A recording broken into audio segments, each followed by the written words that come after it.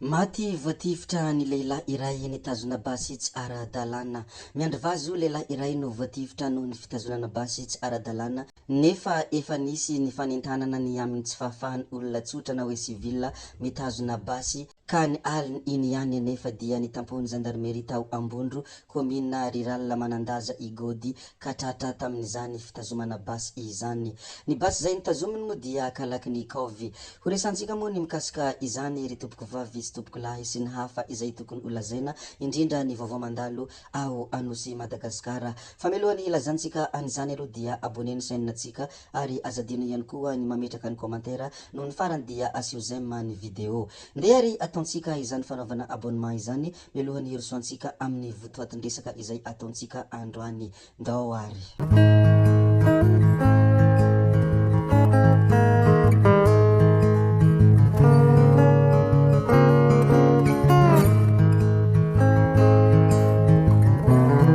Ny hanombohantsika azy voalohany dia ity vaovao izay navoaka ny Ando Nantenaina ity.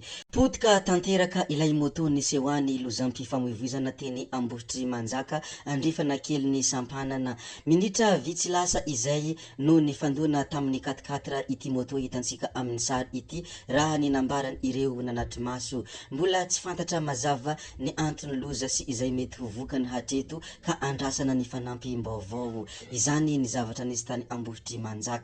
Rehefa voalaza ary ny mikasika an'izay lozam-pifamoivoizana izay dia ndeha resika hilaza zavatra hafa indray. Ny holazaintsika manaraka moa dia ity anankiray ity. Ity anankiray ity moa dia hafatra izay nomeny solombavam-bahoaka teo aloha, tsy iza moa izany fa Sahany Rakotomaditry Paulbert Rosira Hasimanana. Hoy izy nilaza hoe nandalo teto reky ndeha hanao balance ao andrefanay ao. Ho anareo organisateur nazandy taty aorina concept any reky tompoko ny anarana manalazy vita baka. Hajaho ny zavatr'olona ampiasao ny vita baka, hoy izy hatrany fa hajaho ny zavatra noforon'olona.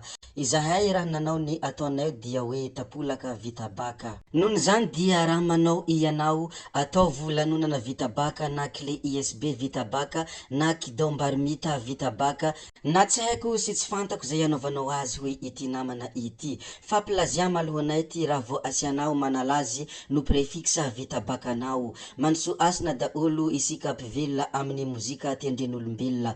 Izany ny hafatra izay nomeny solombavam-bahoaka teo aloha ho any ireo organisateur sy ny olona hafa izay tokony antefany izany hafatra izany fa ny manalazy vita baka dia efa any olombelona riky. Ity manaraka ity ndray dia nanokatra ady hevitra i Johary Ravoajanahary. Mino afa ho be ny hevitra sy fifanoheran-kevitra amin'ity loha hevitra ity, hoy izy hatrany raha nanokatra ity ady hevitra ity. Tohano ny hevitrao ary hajaho ihany koa ny hevitry ny hafa. Ahoana tokoa ity hoe hosazina ny fiara simba andalana ity, hoy fanontaniana izay napetrany. Satria mibahana manelingelina ary manampitrotraka ny fitohanana izany fiara maty andalana izany. Izay no antony nanaovan'ny commune urbaine d'Antananarivo io lalana io. Mbola notohizany moa ny fanambarana izay nataony, ho izy ny teny ka nanao hoe raha vao misy olana kely fotsiny tokoa ne eny anarabe dia mitohana be e. Ny hateriny lalana eo ary ny haratsiany ihany koa ny fahamaroany fiara sy ny mpampiasa lalana manginy fotsiny, hoy izy hatrany raha nilaza ity hevitra izay navoakany ity. Sady raha ny zavatra tsapa sy ny zavatra heta dia to eny anarabe aza no andro tokony andro ny mponina Antananarivo ankehitriny. Dia io aloha no vahaolana hitany commune urbaine Antananarivo, hoy izy rehefa nilaza ny hevitra izay navoakany ary napetrany ary ny fanontaniana noho ny farany ny hoe hosaziny commune urbaine d'Antananarivo ny fiara maty andalana be ny menimenina ka ampiharina arvesa tsy any lalana, hoy fanontaniana izay napetrany. Misokatra ary ny ady hevitra mikasika any izany. Ho any ireo rehetra izay manan-kevitra moa dia apetra foana ao anatin'ny commentaire ny hevitra nareo satria ano afahantsika mahita ny hevitra rehetra izay avoakanareo sy afahantsika miady miady hevitra ary mifampitafatafa ihany koa. Zay moa ny mikasika an'izay ry tompoko vavy sy tompoko lahy ajena ary ny zoky sy zandry ajena izay mpanaraka an'ity chaîne ity, fandeha isika hiresaka kely ny mikasika ny fijaliany réseau.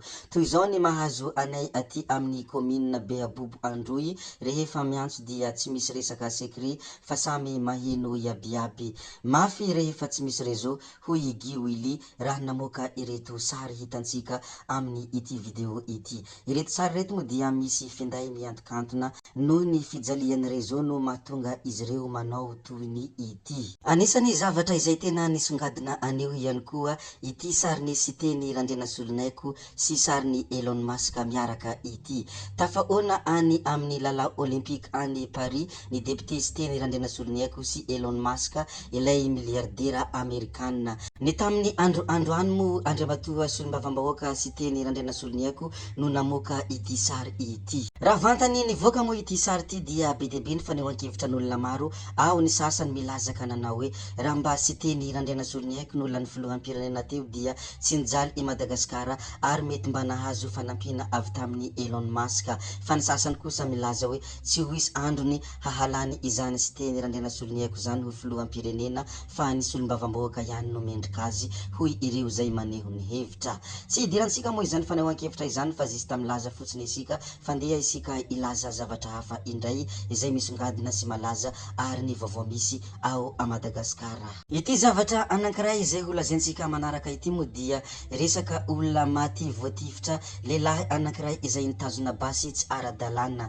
Miandry vazy io lehilahy iray no voatifitra noho ny fitazomana basy tsy ara-dalàna, nefa vo afaka maly no nisy ny fanentanana ny amin'ny tsy fahafahany olona tsotra na hoe civil mitazona ny basy. Ny aliny iny ihany nefa dia notapohin'ny gendarmerie tao Ambondro, commune rurale Manandaza Igody, ka tratra tamin'izany ny fitazonany basy Kalaknikov. Mbola saika hitsoaka ihany izy no izao maty voatifitra izao. Izany moa ny zavatra niseho sy zavatra nandalo tany Ambondro, commune rurale Manandaza, koa dia lazainay aminareo ato anatin' ity chaîne ity satria zavatra nitranga tany a Madagasikara izany zavatra lazaina sy zavatra tantaraina izany. Ity anankiray ity dia anisan'ny tena mampalahelo ary tena mampahory ny fo tanteraka. Nisy nanendaka moa ity hitantsika amin'ny sary ity ka voatery nesorina ny masony ilany. Izy no Ranaivo Manana, mpanamboatra bisiklety any amin'ny plaque tiko volafotsy Antsirabe moa izany toerana izany. Raha tsy ahivina dia nisy nangalatra ny bisiklety namboariny ka voatery nanolo izy. Ny taona 2024 moa izany tranga izany. Nisy mpanakanto vavy iray sy ny reniny nanolotra bisikleta ho azy ary nanolotra ilay bisiklety izy ireo no sady nanome akanjo sy vola ary fitaovana samihafa. Nisy nanendaka indray izy ankehitriny ary voadona ny lohany ka izao voatery nesorina izao ny masony ilany. Izany ny zavatra nanjo any Ranaivo Manana, tena mampalahelo araka izay nolazaiko teo.